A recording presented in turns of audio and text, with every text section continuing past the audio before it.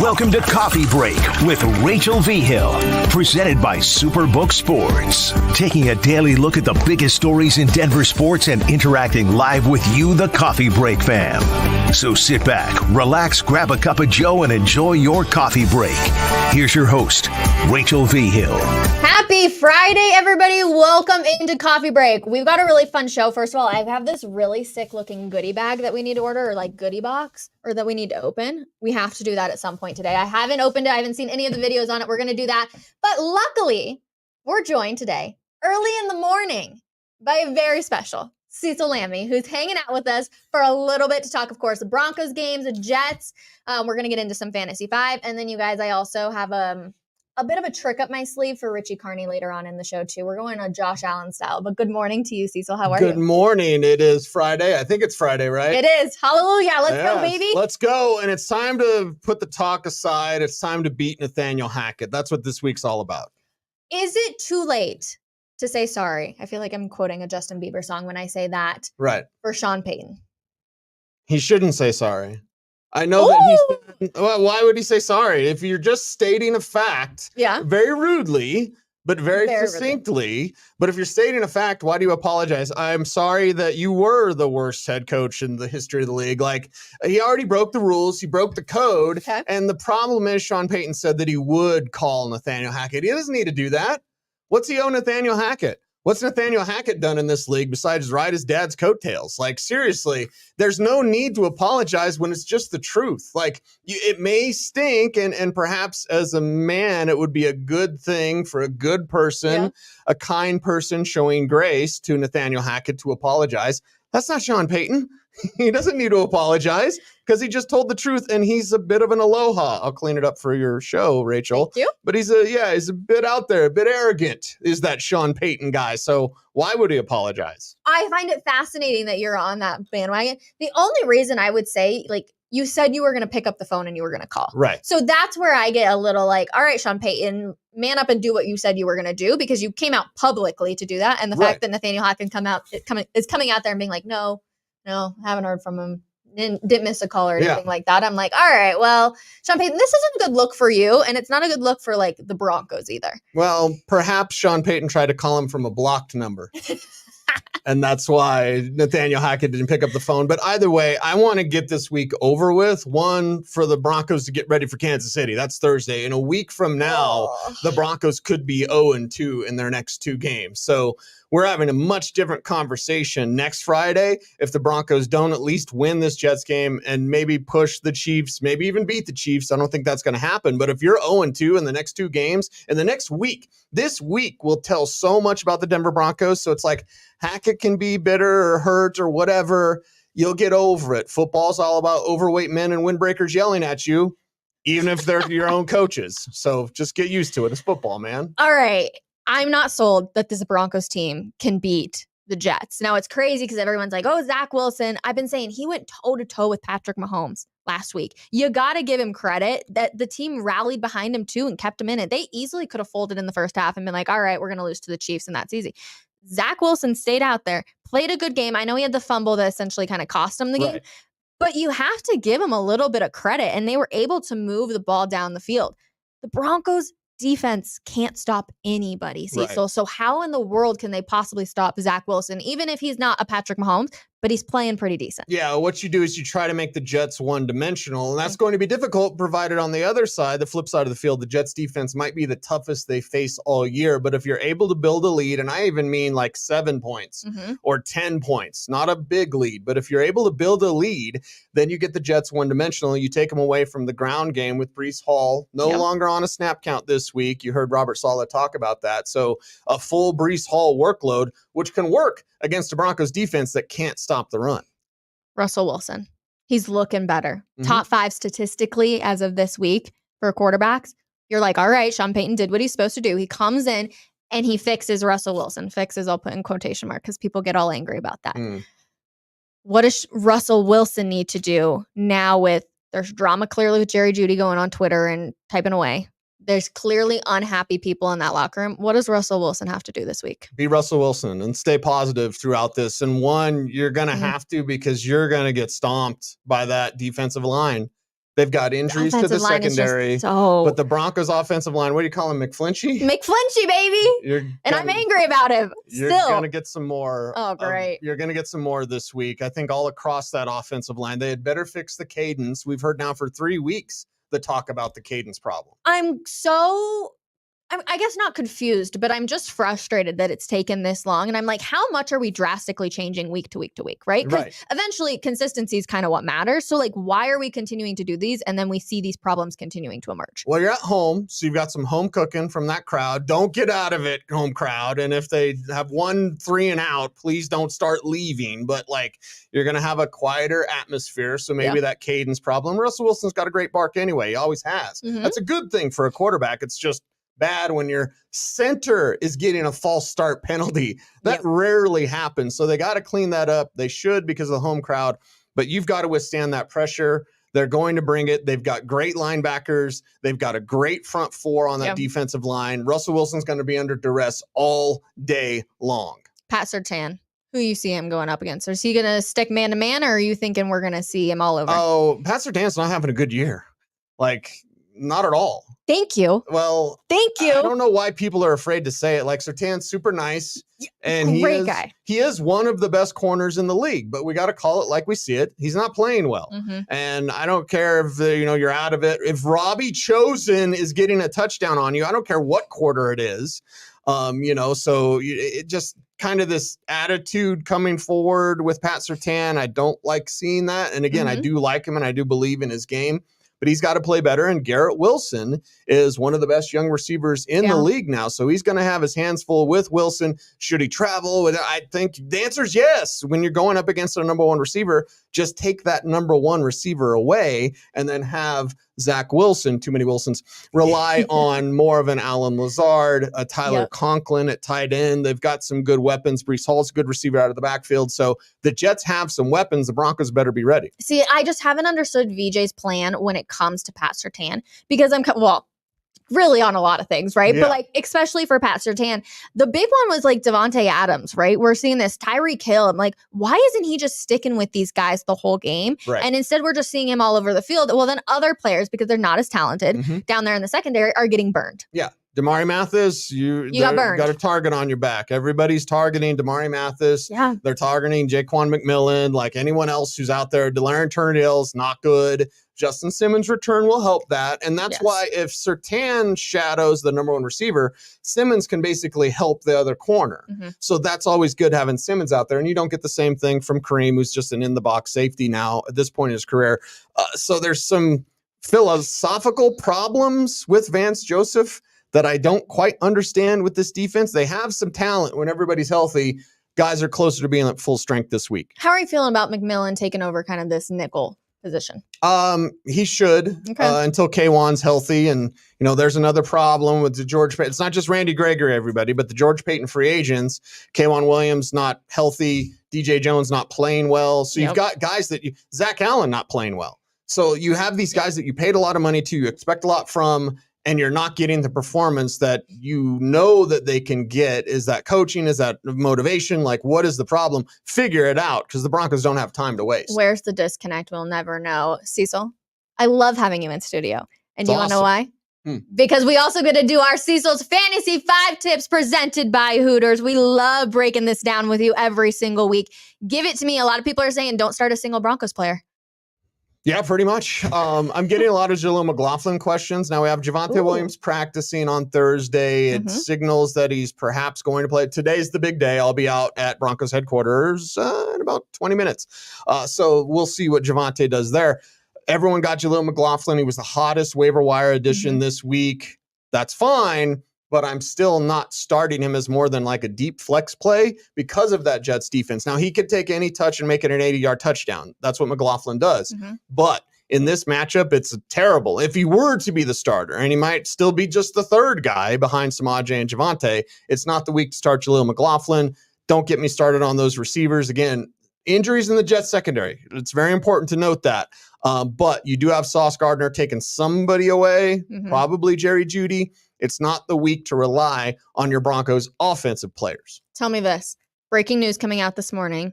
Chase Claypool headed down to Miami. Are you picking him up and are you starting him? Yes, I'm not starting him, but you're picking him up because you want a piece of that, right? You didn't get Tyreek Hill. Too bad. You didn't get Jalen Waddle. Sorry. Maybe even missed out on Raheem Mostert or whatever. And you got Devin Achane. I always called him Achane. But anyway, Achane, you can get a piece of the Miami Dolphins passing game from a very talented receiver that now will be extra motivated. And we saw it with Pittsburgh when he was a rookie. He's a talented receiver, big body, physical, fast, can fly down the field. Sounds like a good fit with Miami and the Dolphins. And he will be motivated because if you don't get it done on the hottest offense in the league, you're just not good.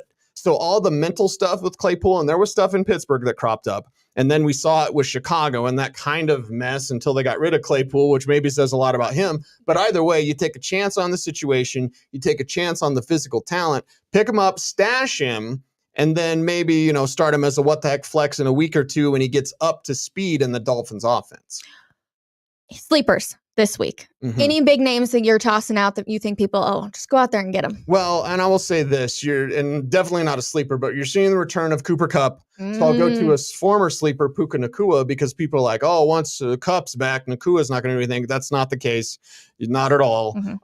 You look, though, sleeper for the Rams offense, behind Kyren Williams is Reggie Rivers, and you think and consider, okay, if Kyren Williams, who's already a little bit banged up, they've got Zach Evans there as well. That's my personal sleeper. But you look at the situation, you go, okay, who's the guy behind the guy? If I can quote the movie Swingers, who's that guy? You're like a big bear, man.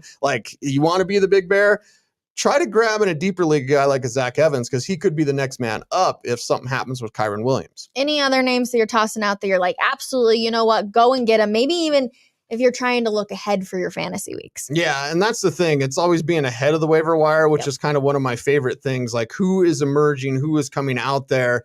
We're still seeing that Kenny Pickett's probably going to try to give it a go. So I always look to a Calvin Austin, stuff like that, behind the Deontay Johnson, behind the George Pickens. You look to see the next guy. Austin is a talented receiver there. And it's not working necessarily with Najee and Jalen Warren as they go more to the air. Does that mean more Calvin Austin? So always looking forward to those type of players to see if there's something more there on the future. All right, reading some comments really quick. How many previously injured players are coming back this week? I'm assuming they're just talking about the Broncos. Quite a few. Could be 3. Although Javonte didn't miss last week. He got hurt last week. But it looks like Josie Jewell's back. Justin Simmons back. And again, on the Jets side of things, if we're talking fantasy, Conklin is an interesting tight end. If you're at tight end and you've been hurt by a Dallas Goedert not coming through, you've been hurt by maybe Evan Ingram not doing as much, Darren Waller kind of missing in action there with the Giants, who are a train wreck. Wan'Dale Robinson's a sleeper for me with the Giants. So, look at these Jets guys. Your Jets players are more appealing this week than your Broncos players from a fantasy lens. For sure. Cecil Lammey, as always, an absolute pleasure. Thank you so much. Orange and Blue today will be on at 3:30 p.m. And then, you guys, we got to get into a little bit of the Foo Fighters because guess what? You can win tickets for the Foo Fighters. 104.3 The Fan. Listen, try and get some tickets for you guys. They're headed out here next August the 3rd at Empower Field and Mile High with special guests, The Pretenders and Mammoth WVH. I should ask Cecil about this because I feel like he might know some of these other guys, but I'm actually really excited, you guys, because we do have, in fact, a goodie box to open up. I'm going to move my computer real quick. If you haven't already seen these, the Denver Broncos handed these out. I went and picked up mine yesterday. I have not watched any of the videos that are out there because, of course, I wanted to open it with you guys. Let's do this. I've heard there's instructions. There are indeed instructions to this. So let's see. Snowcapped. Open the top envelope and fly your Broncos country flag. Remove the small Broncos country flag and lift the field display to reveal an icy layer. Plant the small Broncos country flag on the X to break the icy layer and reveal a snow-capped surprise. Place your small Broncos country flag in the end zone slot and show off your fandom. That's pretty cool, you guys. Of course, we have the helmet. I'm so excited to see these out there on Sunday. I'm also really excited that they're going to have the end zones painted white. I think that's super cool. So, okay. Let's open this. Ooh, okay, there's more. Let's see. So we're going to have a full flag. This is really exciting, you guys. Thanks for hanging with us today. on this Friday morning. I want to make sure you guys can see all of this. Broncos country. I love the D. I know so many people want us to come back to the D. I'm kind of feeling like we should go back to the old school D. I love that. Thank you for that flag. Okay. Next thing in here. So we got to pull this. Let me see if I can prop this up for you guys. We got to pull this flag out, right? I can get it out. Okay. And then I think lift this. Oh, this is fancy. Okay, so of course they're going to do the white end zones like I was talking about earlier. And then this goes in here somewhere. Nope, maybe. Break it. Pull this out. Oh.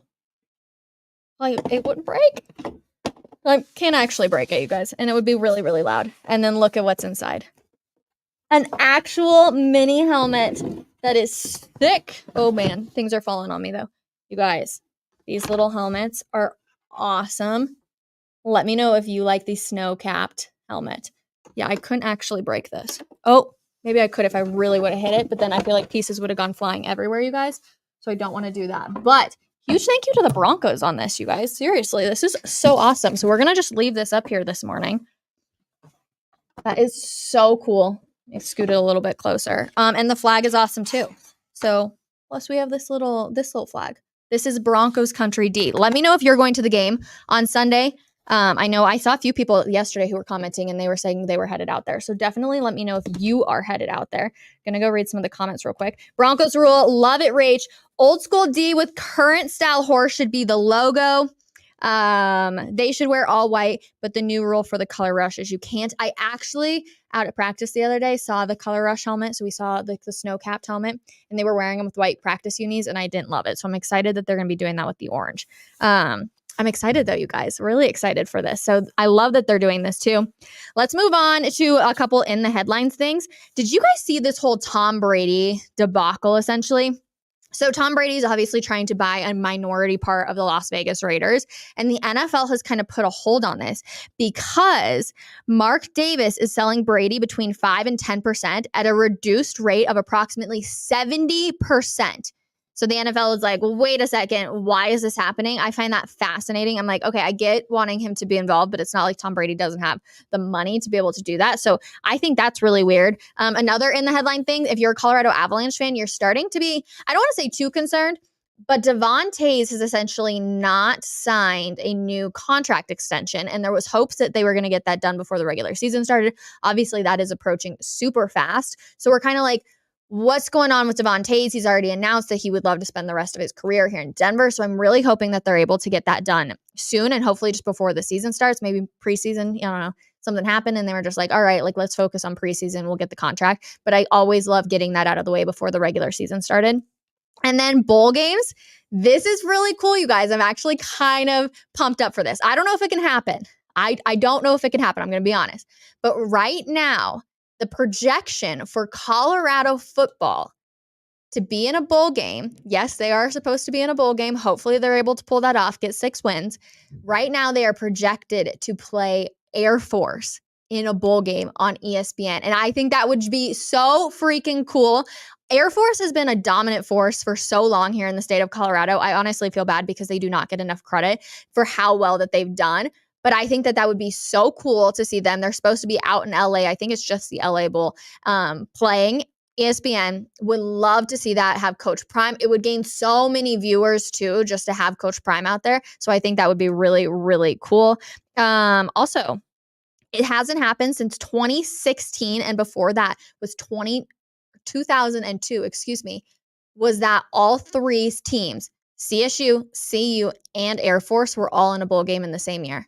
It's been a hot minute, so I would love to see it. My Rammies, they're playing Utah State. They've only beat them once in Utah, so I'm like, all right, come on, Rammies, let's pull something out. You gave Boulder a hell of a time. You obviously got your first win, too, so I would love to see them be able to pull out a win this weekend over there.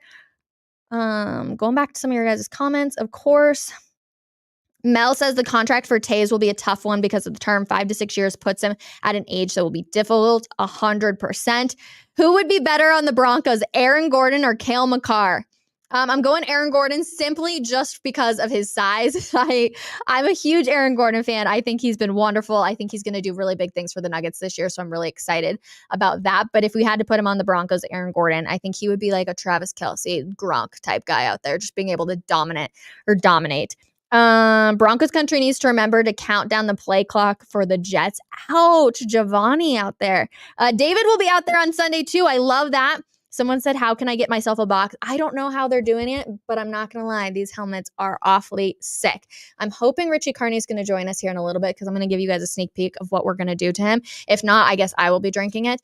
If you have not seen Josh Allen, he's a unique man, Josh Allen out there. And I know they're going to be over in London, but one of the things that he does is he puts hot sauce in his Pepsi and drinks it and says it's one of his favorite drinks. Now, it kind of freaks me out just a little bit. I'm like, hot sauce and Pepsi. Ew. And apparently it's not just like a little bit. Like he fills it and then just like mixes it up. I've heard it kind of tastes like a Bloody Mary. Good Morning Football actually had everybody try it, or some of the guys try it on there. Peter Schrager was like, this is appalling. How could he ever drink this? So I'm going to be fascinated. I want him to come in here, hopefully. And then we can try this. Otherwise, I might make our producer Matt do it with me. He's over here looking at me like, are you kidding me, Rachel? And I think Cecil Lammey's still in the building too. So maybe I'll make both of them do it. Oh, Cecil giving me a good smile. But I do have enough cups. I do have hot sauce and I do have Pepsi. So gentlemen, I might be making you guys do it. Oh, Cecil Lammey's coming. Let's do this, you guys. All right. Pepsi, hot sauce, cups. Oh, Cecil. I appreciate you. Okay, now what hot sauce did you get there? Oh, Texas Pete. I did. Okay. I tried to get a good one. I'm going to clean up the mess real quick. We can just push that out of the way. All right. Now, I will tell you, in college, I said I put hot sauce on everything because I'm Latino. You're Latina. I am. We put hot sauce on everything. And even when I was in college, which was before you were born, what year did you go to college? In the 90s. I put salsa on donuts. So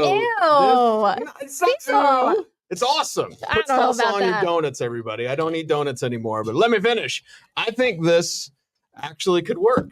Okay. I think it could work. Do you like spicy, the extra spicy potato chips? See, I don't like spice, so this is really funny for me. No? But No. I love Bloody Marys. Okay. So I'm like, if this can taste like a Bloody Mary, but we're going to we got to do it the right way. You like spicy? Yeah. Okay. I can smell it. You're going to be able to smell me later. Yeah. Sorry to everyone out at Broncos headquarters today. I could really, really smell it. Okay, we're going to give it. It's early in the morning, so that's why I'm kind of that enough for you? That's enough. Perfect. Oh, you guys, this looks just appalling. It's like red Pepsi now. Hold on. I'll do it with you. Don't worry. Okay. Ugh. I don't like the smell of it, though. Yeah. I gotta put some more Pepsi in it. Cecil is cool. Yep. Looks refreshing. Yummy, everyone. Not really. Doesn't look. I don't really like hot sauce either, so I'm like, oh gosh. Well, I love hot sauce. If it's like Valentina or Tapatio, yes. So he also, oh my gosh, this smells disgusting. Ugh. I'm gonna let mine fizz down just a smidge, so I'm not just drinking straight. More Pepsi. Add more Pepsi. Okay. Trust me, it'll work. Okay. I guess. We're not chugging this, right? No. Okay. Got a styrofoam cup, and I'm doubled up. Yeah. Cheers to you, Cecil. Cheers. Happy Friday. Thanks for doing this challenge with me.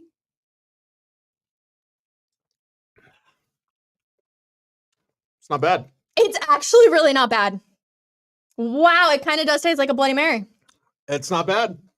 It's not bad. I like it. Would you continue to drink it? Yeah, I would. I'd probably continue to put more Pepsi in it to get some of the hot sauce out. Don't spit up on your computer.